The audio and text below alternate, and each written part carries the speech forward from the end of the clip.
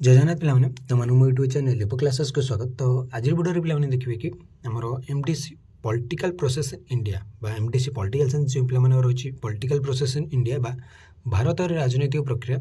तो से पिला आज क्लास टी। तो आज वीडियो पिलाने देखिए कि आमर MDC political process India syllabus गुड़िक। तो देखो पिला एमडीसी पॉलिटिकल प्रोसेस तो आमर देखिए प्रथम यूनिट कौन रही द्वितीय यूनिट कौन रही। तो सही हिसाब से आम प्रथम सिलेबस को जानवा आम क्लास गुड़ स्टार्ट करदे। तो देखो पे प्रथम रही आम कौन भारत दलीय पद्धति भारत जो आम भारत गोटे कौन गणतांत्रिक राष्ट्र। तो सीटा कौन दल मान सरकार गठन करती। तो से जो भारत जो दलीय पद्धति रही तो से विषय आम जाना। प्रथम आसला वैचारिक विभाजन गोटे दलीय देखिए दलीय पद्धतिर लक्षण जातीय राजनैतिक दल आंचलिक राजनैतिक दल। तो आम जो जातीय राजनैतिक दल और आंचलिक राजनैतिक दल से विषय में ध्यान देवा।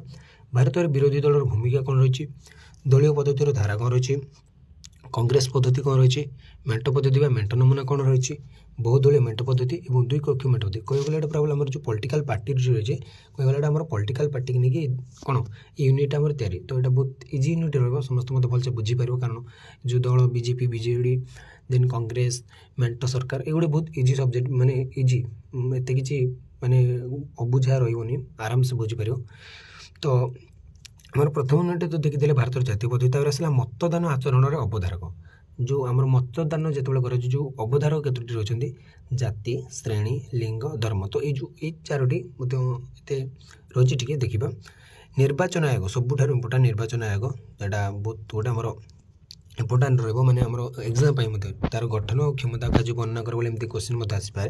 तो से निर्वाचन आयोग गठन तार क्षमता और तार कार्य कौन रही निर्वाचन प्रक्रिया कौन और निर्वाचन संस्कार कौन। तो ये चारोटी विषय पर आम ध्यान देवा यूनिट 3 रे। तो चैप्टर 3 रे आम ध्यान देवा।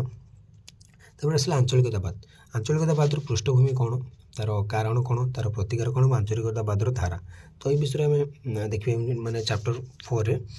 तब आसला पे देखिए कह गले आम प्रथम यूनिट तो ये यूनिट ना ये चैप्टर वाइज सब भाग कर कतोटी आमर 19टी रही। तो ये सब चैप्टर वाइज ये भाग कर।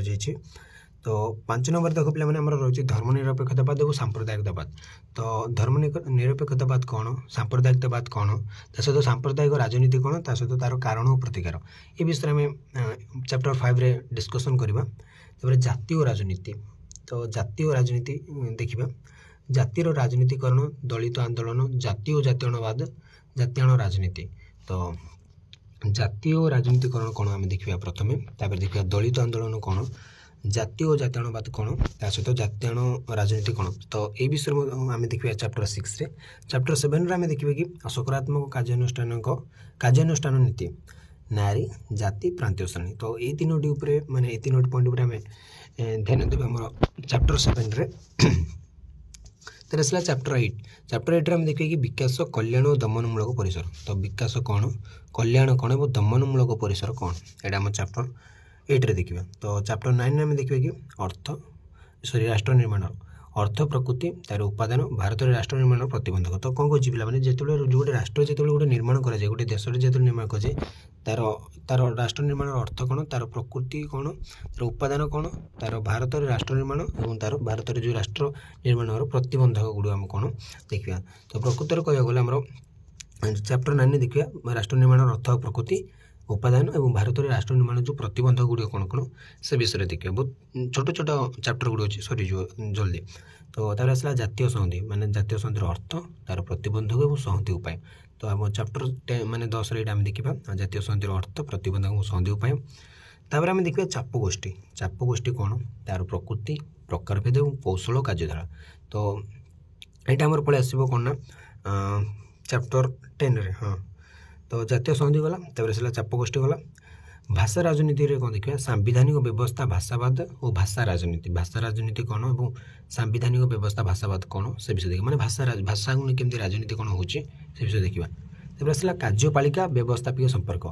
तो कार्यपालिका और व्यवस्थापिक भितर संपर्क कौन रही तत्व और वास्तवता कौन रही से विषय में आम ध्यान देवा।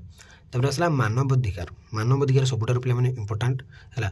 तो मानवाधिकार आम देखिए मानववाद कौन मानव अधिकार भारत में मानवाधिकार आंदोलन सांविधानिक और आईनगत सुरक्षा व्यवस्था प्रतिबंधक तार जातीय मानवाधिकार आयोग।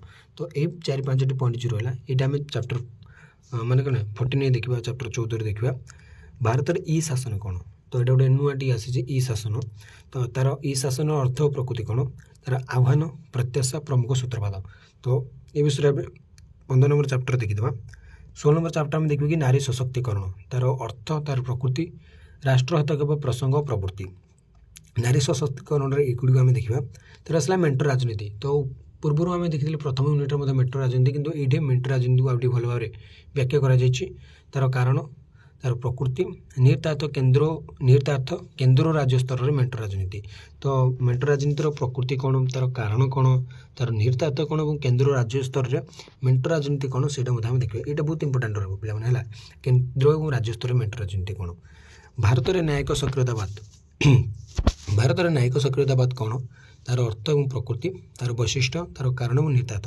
ये 4-5 पॉइंट पर आम ध्यान देवा चैप्टर 18 तो आसला 19 नंबर चैप्टर शेष चैप्टर में जो केतक आलोच्य प्रसंग माने राजनीतिर अपराधीकरण कौन दारिद्र्य दूरीकरण कौन भारतीय राजनीति दुर्नीति केमती होता है बहुत इंपोर्टाट पॉइंट पे भारत राजनीति दुर्नीति केमती होता है से विषय देखिए ता सहित बहुत इजी रही पे एत कि माने कष्ट भी ना आम बहुत जल्दी सारीदे भावुँ क्लास गुड़िक तो बहुत छोट छोट क्लास भी रही तो आमर पर क्लास स्टार्ट हो तो समस्ते जे एमडीसी पॉलिटिकल प्रोसेस रखी माने political process in India Bharat राजनीतिक प्रक्रिया तो से क्लास गुड़ी बहुत इंपोर्टाट रही तो सब चैनल सहित लगी माने जड़ित हो रही था क्लास गुड़ स्टार्ट हो जल्दी जल्दी तो आज पे रोचे परवर्ती सोमवार मु क्लास स्टार्ट करुँची रोची जय जगन्नाथ।